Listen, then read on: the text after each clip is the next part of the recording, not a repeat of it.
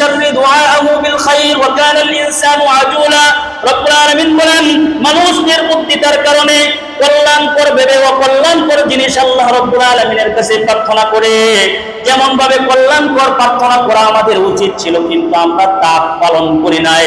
আল্লাহ পাক বলেন যেহেতু উচিত ছিল কল্যাণ চাওয়ার, কল্যাণ তোমরা চাও না, এজন্য রব্বুল আলামিন বলছেন ওয়াকানাল ইনসানু আজুলা, মানুষ বড় তাড়াহুড়াকারী। মানুষ তাড়াহুড়া কইরা যা মন চায় তা চায়, কি চাইলো এটা আমার জন্য কল্যাণ, এটা কি আমার জন্য অকল্যাণ, এদিকে তালাশ করে না। খালি একটু চাইলে চাই বুঝে গেল যে চাইছি পাইলাইছি, কিন্তু না, অথচ আমি মনে করেছিলাম এটা আমাদের জন্য কল্যাণ, কিন্তু বিপরীত, এটা আমার জন্য কল্যাণের না, এটা আমার জন্য কি অকল্যাণের। তারপরে রব্বুল আলামিন বলেন وجعلنا الليل والنهار آيتين فمحونا آية الليل وجعلنا آية النهار مبصرة لتبتغوا فضلا من ربكم ولتعلموا عدد السنين والحساب রব্বুল আলামিন বলেন আমি রাত এবং দিন এগুলোকে নিদর্শন বানিয়েছি। বলেন কি বানিয়েছেন আল্লাহ পাক? আল্লাহ পাক বলেন রাত এবং দিনকে আমি নিদর্শন বানিয়েছি। রাতকে করেছি অন্ধকার জন্য আর দিনকে করেছি আমি আলোকিত। কেন করলেন আল্লাহ? দিনকে আপনি কেন আলোকিত করলেন আর রাতকে আপনি কেন আলোকিত করলেন? আল্লাহ পাক এই কোরআনে কারীমে তার জবাব দিয়ে দিচ্ছেন যাতে তোমরা তোমার প্রতিপালকের অনুগ্রহ তালাশ করতে পারো, অনুগ্রহ সন্ধান করতে পারো। আর তোমরা প্রতি বছরের গণনা যাতে তোমরা হিসাব করতে পারো, যাতে তোমরা দিন এবং রাত দিয়েছি যাতে তোমরা আমার অনুগ্রহ অনুসন্ধান করতে পারো। আর রাত এবং দিন দিয়েছি আরেকটা হলো, সেটা হচ্ছে যাতে তোমরা বছরের হিসাব গণনা করতে পারো। সুবহানাল্লাহ, বছরের হিসাব যাতে তোমরা গণনা করতে পারো আর আমার অনুগ্রহ অনুসন্ধান করতে পারো। এই জন্য আমি আল্লাহ রাব্বুল আলামিন দিন এবং রাতকে নিদর্শন বানায় দিয়েছি। সুবহানাল্লাহ। আল্লাহ পাক ওয়াল্লাইলি ইযা ইয়াগশা, আল্লাহ পাক বলছেন দেখো রাতের ফায়দা কিন্তু আলাদা। রাতের ফায়দা কি? রাতের ফায়দা আল্লাহ তাআলা আলাদা করছেন। সুবহানাল্লাহ বলেন। রাত শুরু হয় কখন থেকে? সূর্য অস্ত থেকে, মানে ডুবে যাওয়ার পর থেকে রাত শুরু হয়। আর দিন শুরু হয় সুবহে সাদিক শুরু থেকে, যখন লাল রেখা দেখা যাবে তখন থেকে দিন শুরু হয়। রাত শুরু হয় কখন থেকে বলেন? সূর্য ডুবা থেকে। আর দিন শুরু হয় সুবহে সাদিক শুরু থেকে। এখন বলেন আমাদের রাত কখন শুরু হয়? আমাদের রাত শুরু হয় কমপক্ষে 12 থেকে 1টা, ঠিক না? 12টা 1টার আগে আমরা বিছানায় যাই না। আমাদের কালচার এমন হয়েছে যে যারা বিজাতি ইহুদি তাদের মতো কালচার আমাদের দাঁড়াইছে। তাদের কালচার আমাদেরকে দিচ্ছে আর আমাদের কালচার তারা নিয়ে নিছে, ঠিক না বেঠিক? মুসলমানরা আগে ঘুমাইতো, এখন মুসলমানদেরকে মোবাইল দিয়া সারা রাত জাগায়া তুই তারা সন্ধ্যার পরে ঘুমায় যা, ঠিক না বেঠিক? দুই আওয়াজ করে বলেন। মুসলমানদেরকে দিছে এক যন্ত্র, এটা সারা রাত টানতেই থাকে, যে পর্যন্ত ব্যাটারির লুট না হয়, শেষ না হয়, ততক্ষণ পর্যন্ত এটা চলতেই থাকে। এক পর্যায়ে যখন এটার চার্জ শেষ হয় তারপরে হয়তো বিছানার বালিশের পাশে এটা পড়ে থাকে, ঠিক না বেটি? তারা আমাদের রাত্রটা শুরু হয় 12টা 1টার পরে।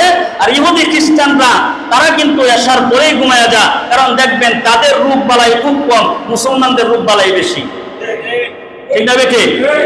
ঘুমের মধ্যে আল্লাহ তাআলা এমন এক ইম্পর্টেন্ট জিনিস আল্লাহ পাক দিয়া দিয়েছেন যে ব্যক্তি তার এশার পর থেকে, এশার নামাজের পর থেকে যে ব্যক্তি ঘুমায় গেল, ওই ব্যক্তির যত রকমের আল্লাহ পাক এই রোগ আল্লাহ তাআলা বালাই রাখছেন, ওই বান্দাকে সমস্ত প্রকারের রোগ বালাই থেকে হেফাজত করেন। সুবহানাল্লাহ। এজন্য নবীজি আলাইহিস সালাতু ওয়াস সালামের যুগে কোনো ডাক্তার কবিরাজের দরকার পড়ে নাই। বলেন সুবহানাল্লাহ।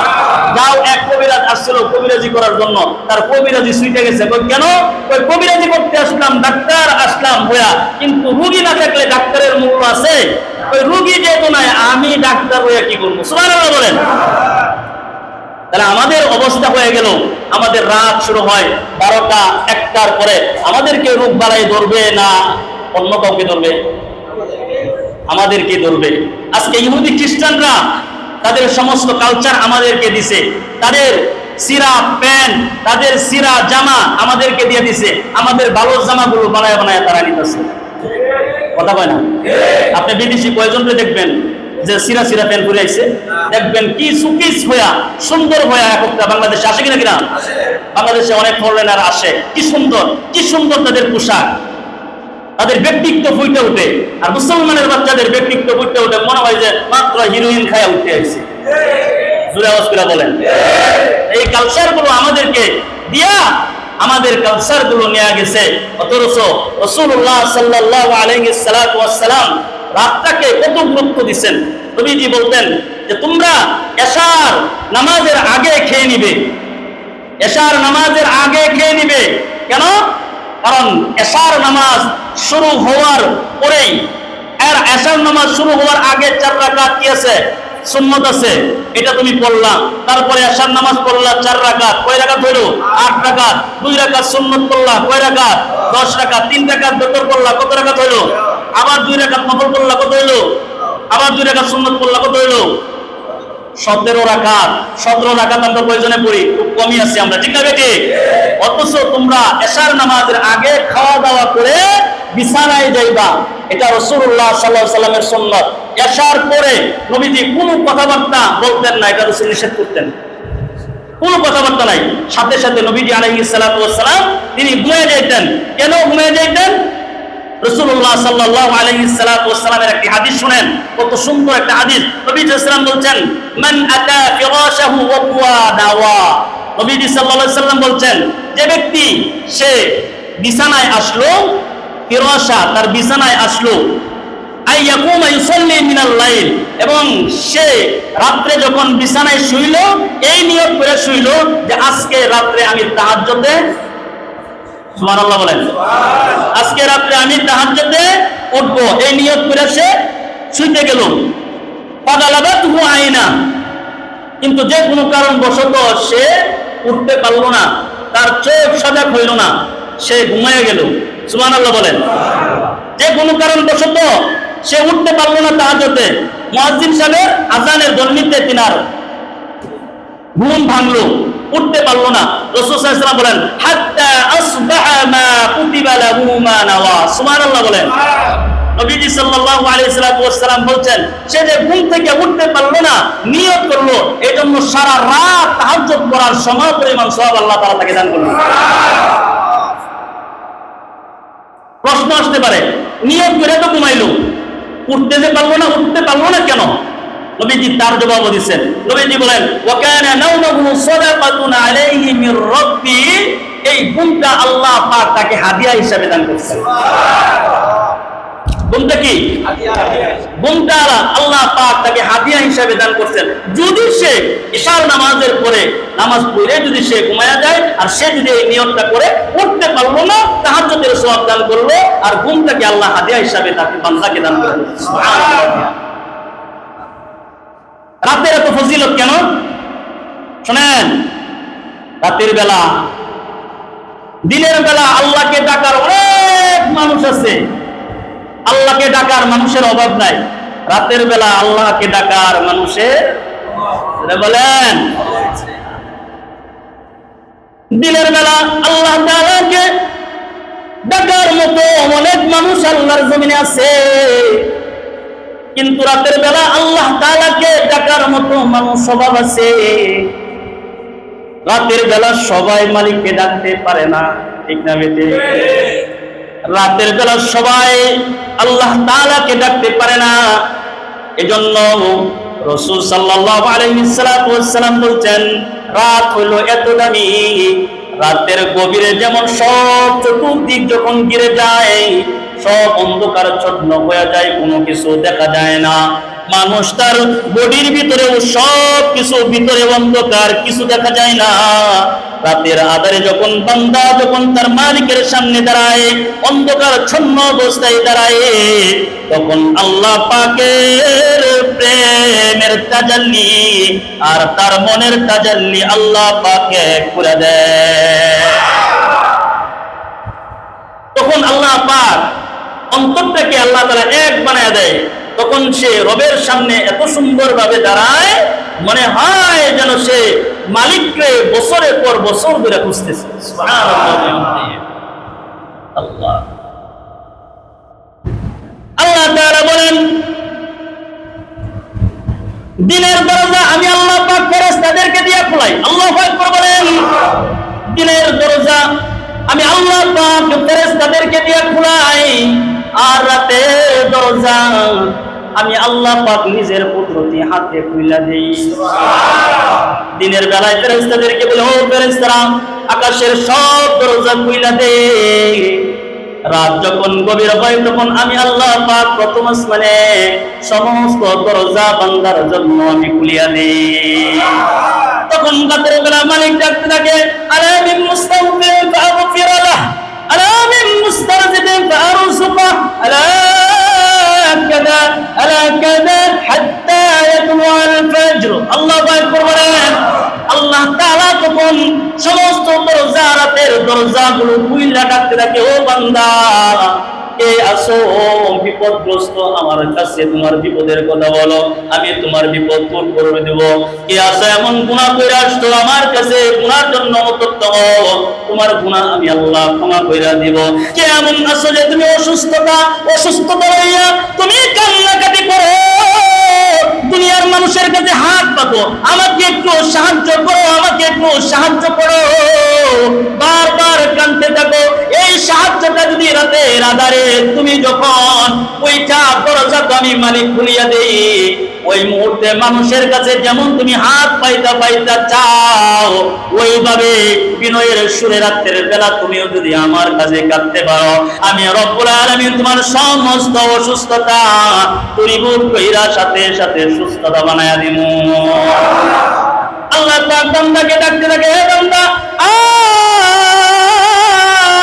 আমার দরজা তোর জন্য খোলা আছে, কারণ এই দরজা আমি শুধু তোদের জন্যই আমি বানাইছি। আসমান পাড়ি দিয়া রাসূল আল্লাহ পাকের সাথে কথা বলছেন, ওই এই আসমান আমি আল্লাহ পাক আর কাউকে পাড়ি দেওয়াই নাই। আমার রাসূল আসমান পাড়ি দিয়া ওই জায়গায় গেছে। আমার বান্দাও যখন রাতের বেলা সিজদা দেয়, প্রথম আসমান নয়, দ্বিতীয় আসমান নয়, তৃতীয় আসমান নয়, সপ্তম আসমানের সমস্ত দরজা পর্দাগুলো আমি আল্লাহ তাআলা আমার বান্দার জন্য খুলে দিয়া আমি তার জন্য মেরাজ বানায়া দিই। ওয়াল্লাইলি ইযা ইয়াগশা, কারণ রাতের আধারে মানুষ বড় দুর্বল হয়, ঠিক না ঠিক? দিনের আলোতে মানুষ অনেক কিছু দেখায়, অনেক কাটাকাটি দেখায়।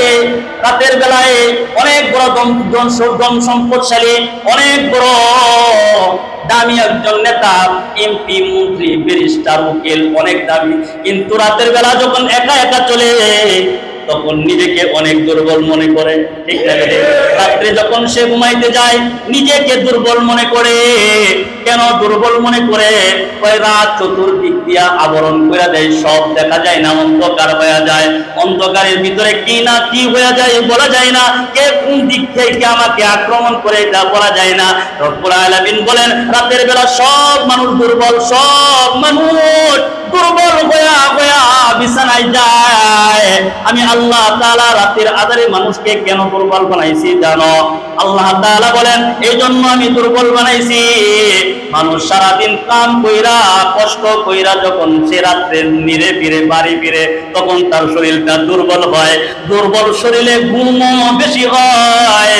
ওই দুর্বল শরীর নিয়ে যখন বান্দা তার বিছানায় যায়, আর ওই বিছানায় যাওয়ার পরে রাতের কিছু অংশ যখন আমার জন্য আমার বান্দা আমার জন্য হাদিয়া রাখে, এই সময়টা আমি আল্লাহ পাকের কাছে এত দামি হয়ে যায় এই দুর্বল মানুষটার জন্য। এই জন্য আমি আল্লাহ চিরস্থায়ী জান্নাত বানায়া রাখছি। আমার বান্দা জান্নাতের ভিতরে, দুর্বল মানুষ জান্নাতের ভিতরে আনন্দ করবে, জান্নাত তার জন্য এই জন্য বানাইছি, যদি রাত কেউ আমাকে দিতে পারে, রাতের সব অংশ না, রাতের কিছু অংশ যদি দিতে পারে, আমি আল্লাহ তাআলা এই সময়টাও কেউ যদি দিতে পারে, তাহলে দুনিয়ার লাভ কি?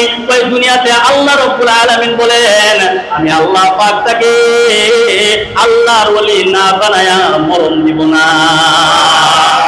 আল্লাহর ওলিতে রূপান্তরিত হয় যদি কেউ রাত বুঝে রাতকে গুরুত্ব দেয়। সুবহানাল্লাহ। যদি কেউ রাতকে গুরুত্ব দেয়, আল্লাহু আকবার। রাতের বেলা আল্লাহ তাআলা আপনাকে কেমনে ভালোবাসে বুঝবেন কেমনে? আল্লাহর কসম, রাতের বেলা এশার নামাজের পরে যদি কোনো বান্দা তার এই যে মোবাইল আছে, এই মোবাইলটা যদি আল্লাহর বান্দা যদি বলে আজকে এই এশার নামাজের পরে ঘুমাইতে যাচ্ছি, এটা আমি আজকে আর টিকবো না, এটা আজকে আমি আমার ডয়ের রাইখা দিলাম, ডয়ের রাইখা শৈল, কথাটা ভালো করে বুঝবেন।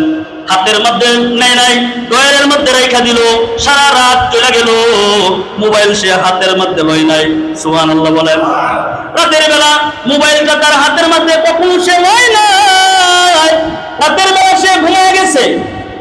দেখবেন যারা প্রথম রাত থেকে শুরু কইরা এক নাগাতার ঘুমাইতে থাকে, রাত 2টা বা 3টার সময় হঠাৎ কইরা মানুষের চোখ খুলে যায়। সুবহানাল্লাহ বলেন। অনেক মানুষ আছে বলে, হুজুর রাত্রে বেলা ঘুমায় যায়, অটোমেটিক আমার ঘুম 2টা 3টার সময় ভেঙে যায়। এরকম মানুষ আছে না? অনেক মানুষ আছে অটোমেটিক তার ঘুম ভেঙে যায়। এটার কিছু কারণ আছে, হয়তো 1 নম্বর কারণ হতে পারে তার দুঃস্বপ্ন হইতে পারে। অনেক সময় মানুষ দুঃস্বপ্ন দেখা তার ঘুম ভেঙে যায়, এই জন্য তার চোখ খুলে যায়। কারো যদি দুঃস্বপ্ন দেখা যদি ঘুম ভেঙে যায়, তাহলে সে বাম দিকে তার মুখটাকে ঘুরায়া আউযু বিল্লাহি মিনাশ শাইতানির রাজিম বইলা থুতু দিবেন। সারা রাত আল্লাহ তাআলা আপনাকে শয়তানের মন্ত্রণা থেকে হেফাজত করবেন। আর একটু জোরে বলেন সুবহানাল্লাহ। স্বপ্নের কারণেও মানুষের ঘুম ভেঙে যাইতে পারে, কিন্তু আরেকটা কারণ আছে, যাদেরকে আল্লাহ রাব্বুল আলামিন বেশি ভালোবাসে, রাতের 3টার সময় তাদের চোখের ঘুম আল্লাহ দাও করে দেয়। ঠিক না বেটি? আল্লাহ তখন ডাকে, আল্লাহ তাআলা তখন ডাকে, এ দুনিয়ার মানুষ, দুনিয়ার মধ্যে দিনের বেলা মুয়াজ্জিনে আযান দিল, আযান শুনে ঘুম ভাঙলো, এখন তো রাতের বেলা আযান দিয়ে কে তোর ঘুম ভাঙাইবে?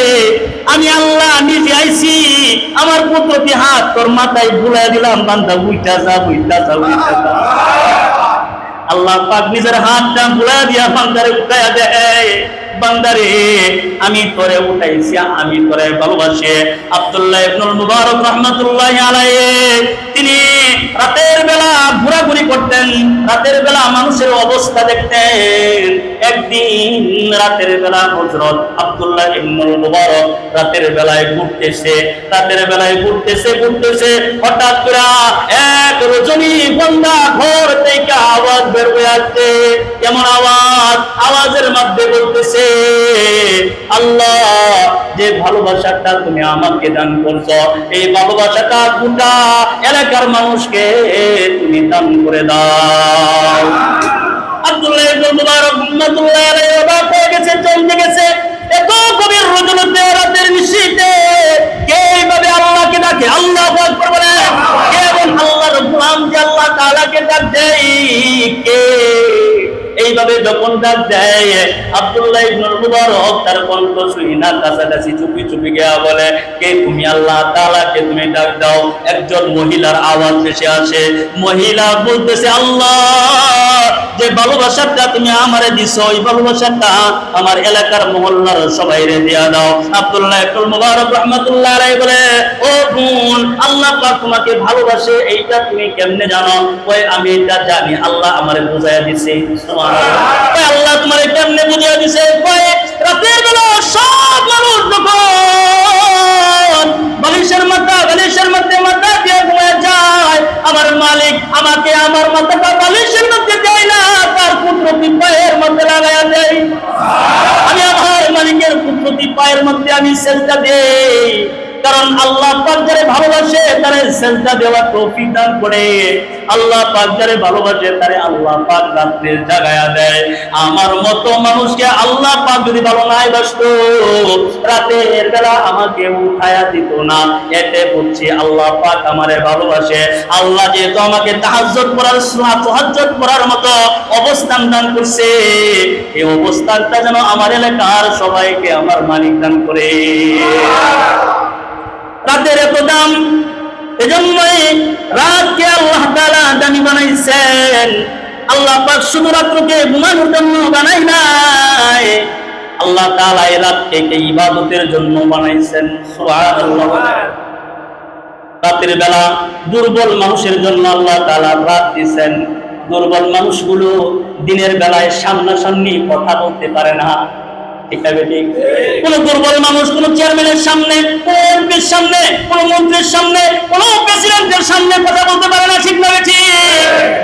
কিন্তু আহকামুল হাকিমিন বলে দিনের বেলায় কারো সামনে কথা বলতে পারলি না, কেউ তোর কথা নিল না, মন খারাপ করে বাড়ি চলে আইলি বান্দা। রাত দিছি যত তোর মনের দুঃখ, তোর মনের যত কষ্ট, তোর মনের যত আবেগ সব আমার কাছে প্রকাশ কর। আমি আল্লাহ পাক তোর সব আবেগ মনের কষ্ট আমি আল্লাহ দূর করে দেব। সুবহানাল্লাহ। আল্লাহু আকবার। আল্লাহ পাক রব্বুল আলামিন এই রাতটাকে এত দামি বানাইছেন। সুবহানাল্লাহ বলেন। রাত যেমন অন্ধকার, কবরও অন্ধকার, ঠিক না? জোরে বলেন। কবরের মানুষ দুর্বল, জোরে আওয়াজ করে বলেন না। কবরে যারা থাকে তারাও দুর্বল, রাত তো দুর্বল। রাতের বেলা যেমন কিছু দেখা যায় না, ঠিক কবরের জগতেও কিছু দেখা যায় না, সব কিছু বন্ধ হয়ে যায়। আল্লাহ রাব্বুল আলামিন যখন হযরত আদম আলাইহিস সালাতু ওয়াস সালামকে যখন দুনিয়াতে নামাইলেন, হযরত আদম বলে, আল্লাহ জান্নাতের ভিতরে ছিলাম, সব জান্নাতের মধ্যে আলো, কিন্তু তুমি আমার এমন এক জায়গায় পাঠাইলে যেটা অন্ধকার, কিছু দেখা যায় না। রাতের গভীরে হযরত জিবরাইল আসছেন, হযরত জিবরাইল আয়েশা হযরত আদমকে হাওয়াকে নামায়া দিয়েছেন। যখন আদমকে নামায়া দিয়েছেন, আদম নজর করে চতুর্দিকে ছায়া দেখে অন্ধকার অন্ধকার অন্ধকার, কিছু দেখা যায় না।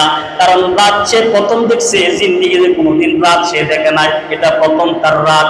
এবার সে ভয় পাইতেছে, ভয় পায়া আল্লাহ তাআলার কাছে দোয়া করে, আল্লাহ রাতের এই ভয়াবহতা থেকে তোমার কাছে আশ্রয় চাই। আল্লাহু আকবার বলেন। আল্লাহ এটা কেমন অন্ধকার, কিছু দেখা যায় না। আল্লাহ তাআলার কাছে পুত্রটি কদমে পড়া রইছে। কিছুক্ষণ পর আকাশের দিকে তাকায়া দেখে লাল রেখা উঠছে। সুবহানাল্লাহ। দেখেন ওই রেখার মধ্যে আস্তে আস্তে করে জমিনে আলো উঠতেছে। তখন হযরত আদম আলাইহিস সালাতু ওয়াস সালাম আল্লাহর শুকরিয়া তার 2 রাকাত নামাজ আদায় করছে। সুবহানাল্লাহ। 2 রাকাত নামাজ যখন হযরত আদম পড়ছে, আল্লাহ রাব্বুল আলামিন তার এই 2 রাকাত নামাজকে আল্লাহ তাআলার কাছে এত পছন্দ করেছে। আল্লাহ রাসূল সাল্লাল্লাহু আলাইহি ওয়াসাল্লাম যখন মেরাজে গেছে, আল্লাহ পাক বলছে, ও নবী আপনার উপরে আমি নামাজ দিয়ে দিলাম। আমার আদম 2 রাকাত নামাজ রাতের শেষ ভাগে পড়েছিল, ওই 2 রাকাত নামাজকে আমি ফজর বানায়া দিলাম। এই ফজরের সময় যদি কেউ যদি এই ফজরের নামাজ যদি কেউ পড়তে পারে, নবীজি বলে দিয়েছেন তাহুয়া ফি যিম্মাতিল্লাহ। এই ফজরের 2 রাকাত ফরজ নামাজ, আলোর নামাজ, অন্ধকারের নামাজ যদি কেউ পড়ে, এটার জিম্মাদারি স্বয়ং আল্লাহ তাআলা তিনি নিজে নেবেন। এটার জিম্মাদারি কে নেবেন? কে? আল্লাহ। আওয়াজ হয় না আর একটু জোরে? আল্লাহু আকবার।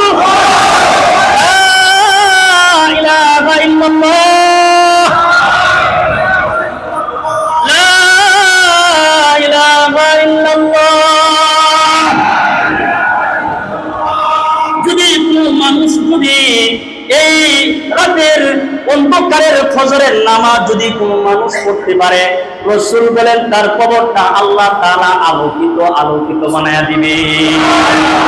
কারণ অন্ধকারের সাথে অন্ধকারের সম্পর্ক, ফজরের সাথে অন্ধকারের সম্পর্ক, কবরের সাথে অন্ধকারের সম্পর্ক। এজন্য কেউ যদি রাতের এই ফজরের নামাজ যদি কেউ পড়ে, আর যদি সেই দিন মইরা যায়, আল্লাহ পাক তার কবরটাকে নুরানি নুরানি বানায় দিবে। আর আলো জ্বলতে থাকবে। সুবহানাল্লাহ। অনেক ঘটনা এমন আমাদের আকাবির বুজুর্গদের ভিতরে আছে, কবরে রাখতে দেরি হয়েছে, কবর থেকে আলো উত্তোলন হইতে দেরি হয় নাই। ঠিক না বেটি? কবর থেকে আলো উত্তোলন করতে দেরি করে নাই। জন্য কেউ তার হায়াতি জিন্দেগিতে কবরের ভয় যদি কেউ কইরা তাও যদি ফজরের নামাজ পড়ে, আল্লাহ পাক বলে তার কবরের আযাব মাফ হয়ে যাবে। তার কবরের আযাব আল্লাহ তাআলা, যার কবরে আলো ফুটে তার কবরে কোনদিন আযাব পায় না। ঠিক না বেটি? আজকে আপনি মইরা যাবেন, আপনি তো অন্ধকারের ভিতরে আছেন, ফজর নাই, কোনদিন আপনার ফজর হইল না, আজকে জুমার নামাজ পড়তে আসছেন। যদি বলি ভাই কারা কারা ফজর পড়ছেন, কেউ বলতে পারবে, কেউ বলতে পারবে না। কারণ কেন? ওই ফজরের টাইমটা আল্লাহ তাআলা এত গুরুত্ব বানাইছে, ফজরের টাইমটাই আল্লাহ তাআলা শয়তান নিবাদিত কইরা রাখছে। এজন্য ফজরের সময় মানুষ মসজিদে আসতে পারে না, ফজরের সময় মানুষ আসতে পারে না। এজন্য ফজরের নামাজ পড়তে গেলে নিয়ত করে ঘুমাইতে হইব, আল্লাহ ঘুমে যাইতেছি, ফজরের নামাজ আমাকে দিয়া পড়াইও। সুবহানাল্লাহ। এই নিয়ত করতে পারবেন না ইনশাআল্লাহ? পারবেন না ইনশাআল্লাহ? জিন্দেগি কেমনে কাটাইবেন? সব কিছু আল্লাহর রাসূল ফলো করে দিয়েছেন, এইভাবে ফলো কইরা হায়াত কাটাইবা। এমন করে হায়াত কাটায়া যদি আল্লাহর কাছে আসতে পারো, তাহলে বিনা হিসাবে আল্লাহর জান্নাতে চলে যাইবা।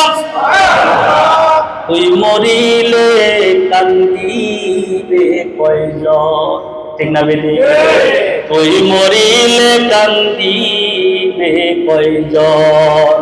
ওরে মন, তুই মরিলে কান্দিবে কয়জন?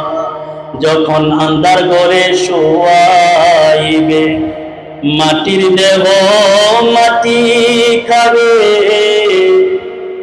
যেদিন মাটির ঘরে শোয়াইবে, মাটির দেহ মাটি খাবে, সেদিন তোরে বলবে আপনজন। তুমি মরলে কাঁদবে রে কয়জন? ঠিক না? ঠিক না বেটি? তুই মরিলে কান্দিবে কয়জন?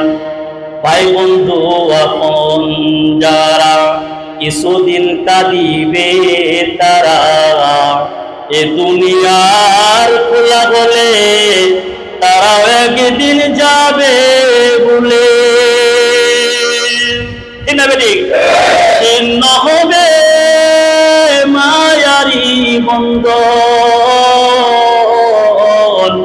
তুই মরিলে কান্দিবে কয়জন? গোলামন, তুই মরিলে কান্দিবে কয়জন? যেদিন তোরে হইবে মরণ, এই দেহেতে পরাইবে কাফন। যেদিন তোমার হইবে মরণ, এই দেহেতে পরাইবে কাফন। এই দুনিয়ার মায়া ছেড়ে, এই দুনিয়ার মায়া ছেড়ে যাবি রে মন পরপারে। শুরু হবে হাসরের ক্ষণ, তুই মরিলে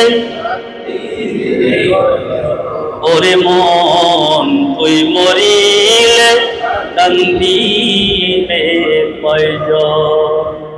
আপনি আমি যদি মারা যাই, কয়জন আর কাঁদবে? হয়তো দেখবে, নিজে দেখবেন না। দুনিয়াতে তো দেখছেন নিজের বাপ মারা গেছে, দেখছেন আপনি কাঁদছেন, আপনার পরিবার কাঁদছে, আপনার মা কাঁদছে, আপনার ভাই কাঁদছে, হয়তো আপনার ফুফু কাঁদছে।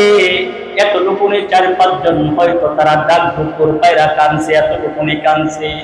কিন্তু সারাটা জীবন যাদের পিছনে ফজর না পড়া, যোহর না পড়া, আসর না পড়া, মাগরিব না পড়া, এশা নামাজ না পড়া যাদের পিছনে পিছনে টাকা কামাই করে খাওয়াইছেন, এই মানুষগুলোর জন্যই তো করছেন। এই মানুষগুলোর জন্য জান্নাত হারাইছেন, হাসর হারাইছেন, কিয়ামত হারাইছেন, কবর হারাইছেন, ভালো জিন্দেগি হারাইছেন, ভালো একটা জামা পরতে পারেন নাই, ভালো একটা খাবার খাইতে পারেন নাই, তাদের জন্যই তো করছেন। সব করে রবে, অন্ধকার কবরে ভিজে ভিজে যেতে হবে। जिंदगी में बंदगी तू करना है, जिंदगी में बंदगी तू करना है, जिंदगी में बंदगी शर्मिंदा है, जिंदगी में बंदगी शर्मिंदा है। आए थे हम कुछ न कुछ खरीदने को, आए थे हम कुछ न कुछ खरीदने को, जैसे हो रोशन मेरे कल्ब रहो, आए थे हम कुछ न कुछ खरीदने को, जैसे हो सुन मेरे कल्ब रहो, और न कोई चाहा तो जा मैंने, और न कोई चाहा तो जहाँ मैंने, जिंदगी में बंदगी तू करना है, जिंदगी में बंदगी शर्मिंदा है। ঠিক না বেঠিক? যে জীবনের মধ্যে জিন্দেগির মধ্যে বন্দিগি নাই, এটা লজ্জার চাইতে আর কোনো লজ্জার নাই।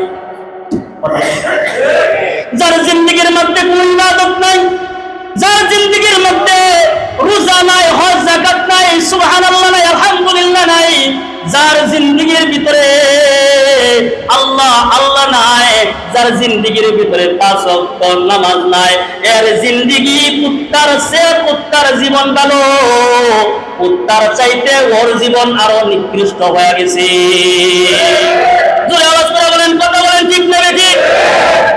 কারণ যে জীবনের ভিতরে, যে জিন্দেগির ভিতরে ইবাদত নাই, এটা লজ্জার, এটা শরমের, তারপরে বলে হুজুর নামাজ পড়ি না কিন্তু চরিত্রওয়ালা। ঠিক না বেঠিক? ওই নামাজ পড়ি না কিন্তু চরিত্রওয়ালা আছে, এই সমস্ত কথা তারাই করতে পারে। কোন মানুষ বলতে পারে? যদি একটু হাত করে কথা বলে তাহলে পুলিশাই গিয়া লাগবে, বললাম না এই জন্য, কারণ এই কথাটাই বইলা দিব ভাই, চরিত্র ভালো হয় নামাজের মাধ্যমে, নামাজ ছাড়া কোনোদিন চরিত্র ভালো হইতে পারে না।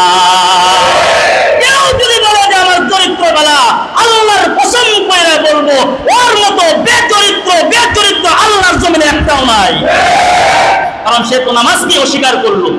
ঠিক না বেটি? সে তো নামাজকে অস্বীকার করে বসলো যে আমি আমার চরিত্র বালা, অথচ আল্লাহ তাআলা বলছেন তোমার চরিত্রের গ্যারান্টি নামাজ দিবে। সুবহানাল্লাহ বলেন। ইন্না সালাতা তানহা আনিল ফাহশাই ওয়াল মুনকার, অশ্লীলতা, বেহায়াপনা, সমস্ত রূপ বেদি গুনাহের সব আবর্জনা দূর করে দিবে একমাত্র নামাজ। সুবহানাল্লাহ বলেন। চরিত্র ভালো হয়ে যায়, নামাজ না পড়ে একটা চরিত্র ভালো। আরে ভাই, চরিত্র ভালো হয় নামাজে, আসেন না নামাজে, আসেন না। আসবেন কেন? মসজিদ তো আসার জায়গা না। দেখবেন প্রত্যেকটা মসজিদ নামাজের সময় খালি থাকে, কিন্তু দেখবেন খেলার গ্যালারি ভরা, খেলার গ্যালারি ভরা আছে, যাত্রা পালা, মমতাজের গানের মেলা, জায়গা পান খুঁজা পরে আগে পর্যন্ত দিয়েছে মাথার এবার ঢুকায় দেয়, পরে দুইটা কন্যা দেয়, তারপরে দেয়। ঠিক না বেটি? কন্যা ঢুকবারসা পরে 2000 কন্যা দেয়, পরে ভাই একটু দেখবার দেয়। সুবহানাল্লাহ কইবেন নাকি? আর মসজিদের কেউ যদি আসে, যদি একটু জায়গা করে দেয়, আল্লাহ পাক জান্নাতে তার জন্য জায়গা বানায় দেয়। আপনার ভাইয়ের জন্য একটু জায়গা আপনি বানায় দিলেন, এই জায়গার বদলে আল্লাহ পাক জান্নাতে আপনার একটা জায়গার মালিক বানায় দিব। সুবহানাল্লাহ। এখানে তো হামাগুড়ি দিয়ে কেউ ঢুকে না, দেখবেন যত গুনাহের আবর্জনার কাজ আছে ওগুলোর মধ্যে মানুষ হামাগুড়ি দিয়ে দিয়ে যেতে থাকে, ঠিক না ঠিক? আল্লাহ পাক আসলে তো মাত্র সূরা শুরু করছিলাম, কি আলোচনা করবো বুঝতে পারতেছি না, মানে লাইল শুধু দিয়া খালি কিছু কইলাম, লাইল রাতের ফজিলত কেন এত, কেন আল্লাহ তাআলা দান করলেন দেখছেননি? রাত আল্লাহ তাআলা কেন দিছে? আল্লাহ তাআলা বলছে রাতকে তোমাদের জন্য পোশাক বানায় দিছি, আবরণ দিয়া ডাইকা দিছি। কেন ডাইকা দিছি বান্দা? যাতে পর্দা নিশিতে আমার সাথে তুমি কথা বলতে পারো, সুবহানাল্লাহ। ঘুমাইবেও ইবাদত হইব, সুবহানাল্লাহ বলেন। হ্যাঁ ও এটা আসলে আমাদের সমাজে কিছু পীর শামসুরা আছে, সামনের জুমায় যদি আল্লাহ আসলে যে সূরা নিয়েছিলাম মনে করছিলাম যে ধারাবাহিকভাবে আলোচনা করব, তবে এই ধারাবাহিক আলোচনা আরেক জুমার পরের থেকে শুরু করব। কিন্তু সামনের জুমায় পীরের কিছু চরিত্র বৈশিষ্ট্য আছে, পীর কাকে বলে, কোন পীর ধরবেন, পীর দেখতে কেমন, পীরের রং কেমন, এই বিষয়ে আলোচনা করা হবে। বলেন আলহামদুলিল্লাহ। যাই হোক, তাহলে রাত আল্লাহ তাআলা আবরণ দিয়া চাদর দিয়া আল্লাহ তাআলা ডাইকা দিছে। এই যে দেখেন, যখন আপনি আপনার হাতে মোবাইল নেন তখন আলো জ্বলে কি জ্বলে না? জ্বলে কি জ্বলে না? রাত্রে যখন চোখের মধ্যে আল্লাহ রাসূল সাল্লাল্লাহু আলাইহি ওয়াসাল্লাম বলছেন তোমরা যখন ঘুমাইতে যাইবা তখন তোমাদের বাতিগুলো নিভায়া তারপরে ঘুমাইবা, সুবহানাল্লাহ বলেন। এই রাতে যখন বাতিগুলো চোখের নজরে রাখে তখন আস্তে আস্তে করে এই আলো মানুষের চোখের ঘুম কেড়ে নেয়। দেখবেন এই মোবাইল যখন নিভি থাকে, এই মোবাইল আপনি চালাইলেন মনে করেন রাত 12টা পর্যন্ত, রেখে আপনি দিচ্ছেন, আল্লাহর কসম করে বলি যারা 12টা পর্যন্ত মোবাইল চাইবা তারপরে মোবাইল রাইখে আপনারা ঘুমান, 1 ঘন্টার আগে আমার মনে হয় কেউ ঘুমিয়ে ধরে না। জোরে বলেন, 1 ঘন্টার আগে কারো ঘুমিয়ে ধরে না। দেখবেন যে এই পাশ করতেছে ও পাশ করতেছে, বইলেও কি হইতেছে না, আবার বালিশ হাওয়া হাতে নিচে দিয়া তারপরে ঘুমাইতেছে, ঠিক না বেটি? ঘুমিয়ে ধরে না কেন? আলো মানুষের চোখের ঘুম কেড়ে নেয়। এজন্য রাতের বেলা বলছে যে তোমরা অন্ধকার আচ্ছন্নতায় থাকবা, রাত্রে কোনো বাতি জ্বালাইবে না। আল্লাহ পাক আর তো ওইদিনকে বললাম যে ঘুমের তো আল্লাহ রাসূল সাল্লাল্লাহু আলাইহি ওয়াসাল্লাম কিছু ফজিলত দিয়ে দিয়েছেন, হ্যাঁ, যে তোমরা এই আমলগুলো করবা, আয়াতুল কুরসি পাঠ করে করো, তুমি ঘুমাইবা, সারা রাত তোমাদেরকে ফেরেশতারা হেফাজত করবে, সুবহানাল্লাহ। তাহলে আল্লাহ তাআলা বলছেন ওয়াল লাইলি ইযা ইয়াগশা, রাতের কসম, রাত যখন অন্ধকার দিয়া ডেকে দেয়। কি দিয়া ডেকে দেয়? যখন রাত অন্ধকারচ্ছন্ন হয়, রাত যখন চতুর্দিকে ডেকে দেয়, এটার কসম। তারপরে আল্লাহ রাব্বুল আলামিন বলছেন ওয়ান নাহারি ইযা তাজাল্লা, রব্বুল আলামিন বলেন দিনের কসম, দিন যখন আলোকিত হয়। দিন আলোকিত করে কে? আল্লাহ। এখন আল্লাহ পাক দিন কেন দিবেন? একটা বলছিলাম রাত এবং দিন আল্লাহ তাআলা দিবেন আল্লাহ পাকের অনুগ্রহ তালাশ করার জন্য। দিন আল্লাহ পাক দিছে তার অনুগ্রহ তালাশ করার জন্য, সুবহানাল্লাহ বলেন। রাতের আধারে যদি আল্লাহ তাআলা বলতো যে তোমাদের কামাই করতে হবে, ছড়ায়া ছিটায়া করো, আল্লাহ তাআলা তো জুমার মধ্যে বলছেন ফান্তাশিরু ফিল আরদি ওয়াবতাগু মিন ফাদলিল্লাহ, যখন তোমাদের নামাজ শেষ হয়ে যাবে তখন তোমরা জমিনে ছড়ায়া পড়ো, তোমাদের জীবিকা অন্বেষণ করার জন্য তোমরা একক জন একক কাজে নিয়োজিত হয়ে যাও, ছড়ায়া ছিটায়া পড়ো। এটা আল্লাহ তাআলা দিনের আলোতে কেন বললেন? কারণ দিনের আলোতে বান্দা, হ্যাঁ, রাতের আলোতে, রাতের আধারে যদি বলতাম তাহলে রাতের আধারে তুমি যখন তোমার রিজিক তালাশ করার জন্য বের হইতা তখন হয়তো কোনো গর্তের মধ্যে পড়ে তোমার পা ভেঙে যাওয়ার সম্ভাবনা থাকতো, তুমি দেখতে পাইতা না, অন্ধকারে কি কাজ করবা এটাও তুমি তালাশ করে পাইতা না। এজন্য রাতের কথা বলি নাই, আল্লাহ বলে আমি তোমাকে দিনের কথাই বলছি, দিনে তুমি তোমার জীবিকার অন্বেষণ করো, তালাশ করো, আলোকিত জায়গায় তুমি কাজ করো, সবকিছু তুমি দেখতে পাইবা। এজন্য আমি আল্লাহ তাআলা সারাদিন যাতে মেহনত করতে পারো, সারাদিন তুমি মেহনত করবা কেমনে ঘুষ খাওয়া যা, সারাদিন তুমি মেহনত করবা কেমনে সুদের টাকা বেশি উঠানো যা, তুমি সারাদিন মেহনত করবা কিভাবে মানুষকে অত্যাচার করে টাকা উঠানো যা, ঠিক না বেটি? এটা বলছে আল্লাহ। আল্লাহ তাআলা বলছেন সারাদিন তুমি তোমার রিজিক তালাশ করবা, অন্বেষণ করবা, ফাঁকে ফাঁকে ফাঁকে ফাঁকে আমি আল্লাহ তাআলাকে একটু সময় দিবা, ফাঁকে ফাঁকে একটু সময় আমারে দিও। রিজিক তো আমি আল্লাহ তোমারে দিব, তুমি এটার জন্য পেরেশানি করো না, কারণ তোমার রিজিকের যত দায় দায়িত্ব আমি আল্লাহ নিজে নিছি, সুবহানাল্লাহ। কে নিছেন? আল্লাহ বলছেন ওমা মিন দাব্বাতিন ফিল আরদি ইল্লা আলাল্লাহি রিজকুহা ওয়া ইয়ালামু মুস্তাকাররাহা ওয়া মুস্তাওদাআহা কুল্লুন ফি কিতাবিন মুবিন। আল্লাহ রাব্বুল আলামিন বলছেন বান্দা তোমার রিজিক নিয়ে পেরেশানির এত দরকার নাই, আমি আল্লাহ তোমার রিজিকের জিম্মাদারি স্বয়ং আল্লাহ আমি আমার হাতে নিছি। সুবহানাল্লাহ। আল্লাহ পাক রিজিকের জিম্মাদারি আল্লাহর হাতে কেন নিছেন? প্রশ্ন আসে কিনা? আচ্ছা ভাই আপনাদেরকে একটু সুন্দর করে বুঝবেন, আল্লাহ পাক রিজিকের জিম্মাদারি আল্লাহর হাতে কেন নিছেন জানেন? কারণ রিজিক সবাই বন্টন করে দিতে, ফেরেশতাদেরকে দিলেও ফেরেশতারাও রিজিক বন্টন করতে পারতো না। কারণ রিজিক এমন এক জিনিস, আল্লাহ বলেন এটা তুমি কাউরে কম দিলে কাউরে বেশি দিলে তোমার লোকে মারামারি লাগতে পারে, ঠিক না বেটি?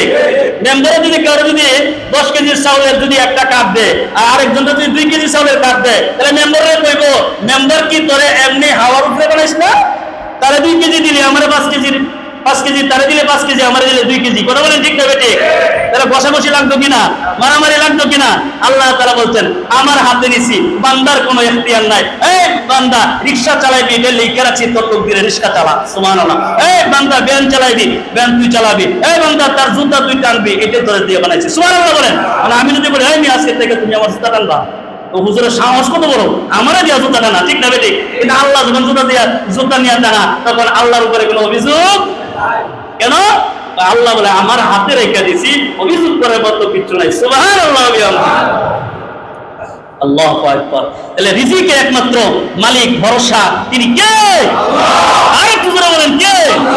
আল্লাহ রাব্বুল আলামিন বলছেন রাতকে দিয়েছি তোমাদের নিদ্রা যাওয়ার জন্য।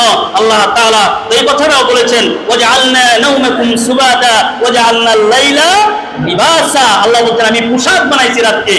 সুবহানাল্লাহ বলতেন না? আবার মনে রেখে দেখবা আর দিন তোমাদের জন্য বানাইছি, তোমরা আমার অনুগ্রহ তালাশ করবা, রিজিক তালাশ করবা, খেতে কামারে রক্ষা করবা, খেতে কামারের কাজ করবা, যে বিমান চালাও বিমান চালাইবা, যে হেলিকপ্টার চালাও হেলিকপ্টার চালাইবা, যে যে কাজ আছে কাজ তুমি লাইনে করো, যেন হালাল ভাবে কইরো। জোরে বলেন হালাল ভাবে কইরো। আমরা এখানে সবাই কবরে যাবো কিনা বিশ্বাস হয়নি? কেনা কেনা কবরে যাইতেন একটু হাত তুলেন। সবাই কবরে যাবো তো ইনশাআল্লাহ?